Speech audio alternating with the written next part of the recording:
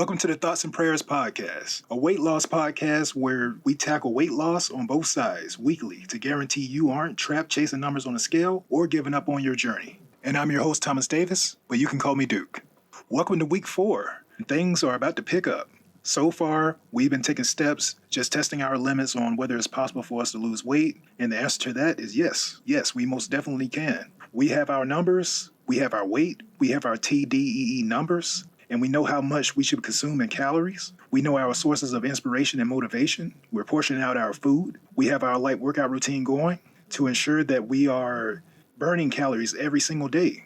Well, this week, we want to just be more intentional. This means sit with ourselves for a while, write down our goal weight, to finally just sit down and just analyze what's the number that we want to reach. Like, what's the number that you have in your head? What's the number you want to see on that scale? And building upon that, write down the month, day, and year that you plan on reaching this desired goal. I don't care how ridiculous it may sound, how crazy you may be thinking to yourselves like, will you ever reach it? That doesn't matter right now. We'll address that in due time. This exercise is meant to serve as the finish line that you're striving to reach.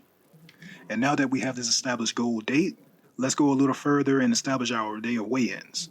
The weigh-ins will happen every week or every 2 weeks, depending on what you want to do or what you feel comfortable with. So see where you stand with that. And remember that these weigh-ins are meant to serve as milestones to let you know that you are indeed losing the weight and you are reaching these many goals, that you're losing no pounds per week. Also, it's meant to serve as an indicator, meaning that maybe you haven't diet down as strictly as you wish this week, and now you know the mistakes that you made, and now you can course correct those mistakes and adjust and make sure those mistakes don't happen again. And the final thing I recommend you do this week is simply just give yourself every advantage to win.